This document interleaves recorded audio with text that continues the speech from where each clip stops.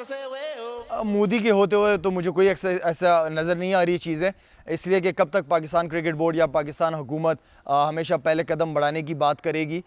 मेरे ख़्याल में अगर उनकी नीयत हो या उनकी सोच में हो तो हम तो ऑलरेडी पाकिस्तान हुकूमत हमेशा से तैयार रही है, लेकिन मेरे ख़्याल में इस हुकूमत के होते हुए मेरा नहीं ख्याल कि ऐसे कुछ क्रिकेट के चांसेस, सीरीज़ के चांसेस या कोई और चीज़ होने के चांसेस नज़र आ रहे हैं, लेकिन होनी चाहिए।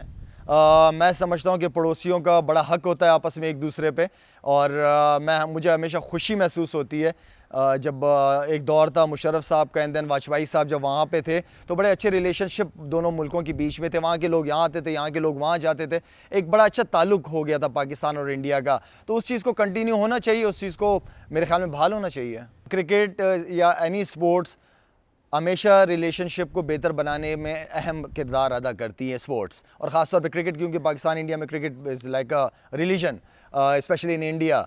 तो मैं ये समझता हूँ कि स्पोर्ट्स ऐसी चीज़ है जो आपस में हम ताल्लुकात हमारे काफ़ी बेहतर हो सकते हैं। आई नो कि IPL एक बहुत बड़ा ब्रांड है वर्ल्ड क्रिकेट में, और वहाँ पे जाके खेलना कि किस तरह प्रेशर में खेला जाता है, किन के साथ ड्रेसिंग रूम को शेयर करना है, तो मेरे ख्याल में एक बड़ी अपॉर्चुनिटी मैं समझता हूँ कि पाकिस्तानी क्रिकेटर्स मिस कर रहे हैं। वाकई मोहब्बत थी उनको, तो वो मोहब्बत कोई भी नहीं निकाल सकता फिर, चाहे किसी की भी हुकूमत हो। प्यार प्यार होता है, ताल्लुक ताल्लुक होता है, लेकिन अगर दिल से ताल्लुक हो तो वो इतनी जल्दी नहीं निकल सकता। और नो डाउट इंडिया में जिस तरह मैंने क्रिकेट को एंजॉय किया है, इंडिया के लोगों ने जो प्यार मोहब्बत इज़्ज़त मुझे दी है, मैं हमेशा से उनको बड़ा अप्रिशिएट करता हूँ। और अभी भी मेरे सोशल मीडिया वगैरह पे जब भी बात होती है, बहुत मैसेजेस मेरे पास इंडिया से आते हैं, बहुत लोग होते हैं जिनको मैं रिप्लाई बैक करता हूँ, और मैं समझता हूँ कि मेरा ओवरऑल एक्सपीरियंस इंडिया का बहुत ज़बरदस्त रहा है। इमरान भाई क्रिकेटर, नो डाउट उनको देख के तो मैंने क्रिकेट शुरू की है, आइडियल रहे हैं क्रिकेट में। और सियासतदान देखें, आपका 72-73 साल का पाकिस्तान है, चीज़ें अगर आप एक्सपेक्ट कर रहे हैं कि 2-3 साल 4 साल के अंदर वो चेंज कर लेंगे, तो ये तो पॉसिबल नहीं है, बिल्कुल भी पॉसिबल नहीं है।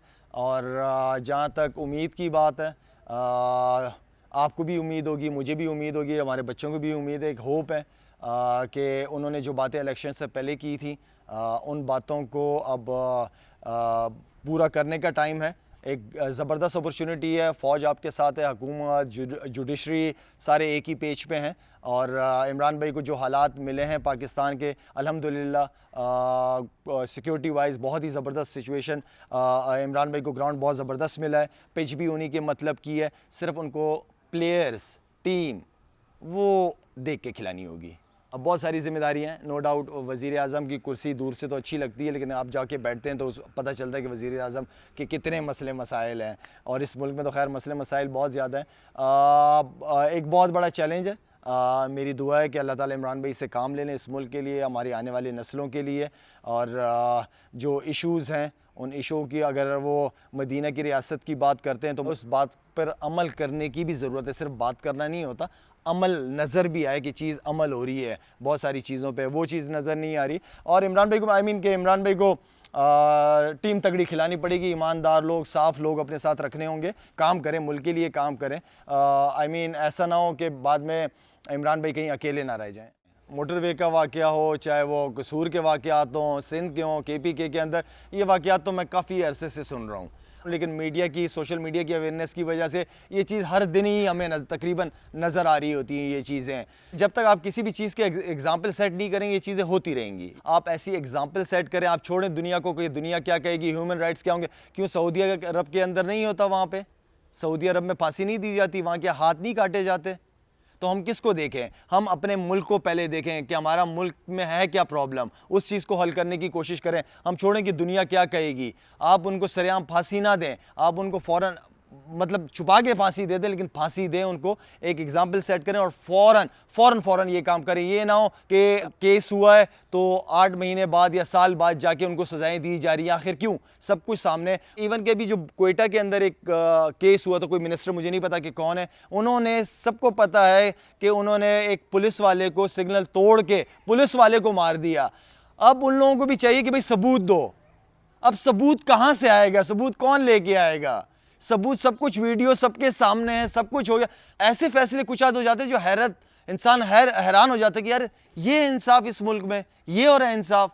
क्यों? क्योंकि वो मिनिस्टर था, कोई बड़ा आदमी था, मैं तो नहीं जानता उनको, नाम ही सिर्फ सुना हुआ है उनका। तो ये इस तरह की चीज़ें नहीं होनी चाहिए। मैं अपने वालिदैन को देखा करता था कि मेरे वालिदैन जब भी कोई घर पे आता था तो कोई खाली हाथ नहीं जाता था मेरे घर से। मैं ये चीज़ें देखता था, मुझे ये भी पता चल रही होती थी कि वालिद साहब गांव में कुछ लोगों की खामोशी से मदद किया करते थे। तो ये वो सारी चीज़ें मेरे अंदर शुरू से ही थी। एज़ अ बेटे के तौर पे एक नाते मैंने ये एक अहद किया, अपने दिल में एक नीयत की कि मैं अपने गांव में एक छोटा सा हॉस्पिटल वहाँ के लोगों के लिए क्लिनिक टाइप का शुरू करूँगा। तो हेल्थ के हवाले से एक छोटा सा प्रोजेक्ट हमने शुरू किया। अल्हम्दुलिल्लाह लास्ट ईयर तकरीबन कोई 1,35,000 पेशेंट्स की वहाँ पे ट्रीटमेंट हुई है। तो एक अचीवमेंट है और वहाँ से इस चीज़ को बढ़ाने चाहने की एक कोशिश की, एक नीयत की मैंने। और जब चीज़ को अचीव करना होता है, जब टीम बन जाती है, जब लोग जुड़ जाते हैं आपके साथ, तो चीज़ों को अचीव करना इजी हो जाता है। बड़ा आदमी वो नहीं होता जो अकाउंट में पैसे जमा करके, मैं उसको बड़ा नहीं समझता। हाँ, बड़ा इंसान वो होता है जो दूसरों की मदद करके वो बड़ा इंसान बनता है।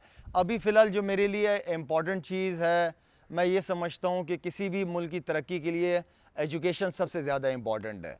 आपकी एजुकेशन है नहीं, गाँव के अंदर वाईफाई सबसे पहले पहुँचा हुआ है आपका। इतना सोशल मीडिया को या सोशल की चीज़ों की अवेयरनेस हमें अभी नहीं है क्योंकि एजुकेशन नहीं है। मैं सऊदी अरब इससे पहले भी गया हूँ, आराम को गया था। वहाँ पे एक हमारी जो कम्युनिटी थी उन्होंने एक मैच ऑर्गेनाइज़ किया था, वहाँ गया था। इसके बाद भी एक और जगह गया था, बहुत पहले गया था, रियाद गया था। मेरे ख्याल में बिल्कुल क्रिकेट होनी चाहिए। हमारी बहुत कम्युनिटी है वहाँ पे जो क्रिकेट खेलना पसंद करती है, क्रिकेट शौकीन है लोग। जब भी इस तरह की रिक्वेस्ट आएगी, डेफिनेटली हमारा अपना मुल्क है, अपनी जगह है, अपने लोग हैं वहाँ पे। जब तक लोकल लोग इंटरेस्ट नहीं लेंगे, आप ये ना समझें कि वहाँ पे फिर सपोर्ट मिल पाएगी। लोकल्स का होना, उनकी सपोर्ट, गवर्नमेंट सपोर्ट का होना, ये सबसे ज़्यादा इंपॉर्टेंट है। बॉब वुल्मर की सबसे अच्छी बात ये थी, देखिए जी, कि उसने 15 साल सिर्फ कोचिंग के बारे में पढ़ा था। तो आप इस चीज़ से अंदाज़ा लगा लें कि क्यों पाकिस्तान टीम की या मेरी परफॉर्मेंसेस उस दौर में अच्छी थी। उसकी वजह यही थी कि वो प्लेयर्स के साथ कोई पर्सनल नहीं होता था, वो कोई सियासत नहीं करता था, वो कानों का कच्चा नहीं था।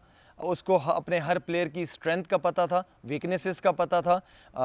वो कभी अगर कोई प्लेयर परफॉर्म नहीं करता था तो उसको माँ बहन की गालियाँ नहीं देता था, बल्कि उसको सपोर्ट करता था, उसको बैक करता था। तो ये एक प्लेयर को इस स्टेज पे रिक्वायरमेंट है उसकी। मेरे ख्याल में 2011 का वर्ल्ड कप मेरे लिए इसलिए यादगार था क्योंकि एक तो मैं कप्तान था, दूसरा ये था कि मेरे जो मैच विनर्स थे 3, वो स्पॉट फिक्सिंग की वजह से नहीं आ सके, तो टीम मेरे लिए बैलेंस करना बहुत मुश्किल हो गया था। एक भी मैच विनर अगर आपकी टीम में ना हो तो बड़ा स्ट्रगल करती है टीम, लेकिन मेरे 3 नहीं थे। और उसके बावजूद टीम की अगर आप परफॉर्मेंस देखें 2011 में, तो ऐसी परफॉर्मेंस पाकिस्तान की किसी भी वर्ल्ड कप में नहीं रही। लेकिन दैन उसके बाद बैक टू बैक जब विकेटें गिरने शुरू हो जाती हैं तो प्रेशर आना शुरू हो जाता है। फिर इंडियन बॉडी लैंग्वेज ग्राउंड के अंदर बहुत चेंज हो गई थी। हमारी 1-2 आउट करने के बाद वो बिल्कुल ऐसे हावी हो गए थे टीम के ऊपर। हम थोड़ा सा शेल के अंदर वापस चले गए थे, हम थोड़े डिफेंसिव हो गए थे। अगर थोड़ा सा हम स्कोर बोर्ड को चलाते उस प्रेशर में तो वो प्रेशर थोड़ा हम पे कम हो जाता। लेकिन ये था कि एक बड़ी अपॉर्चुनिटी मैं समझता हूँ कि हमने मिस की है 2011 वर्ल्ड कप। बहुत सारे लोग मिसबा के बारे में बात करते हैं कि वो इनिंग बहुत स्लो खेली। देखिए, एक तो मिसबा की नेचर है, वो इसी तरह, वो इसका गेम ही यही है, वो काफ़ी टाइम लेता है।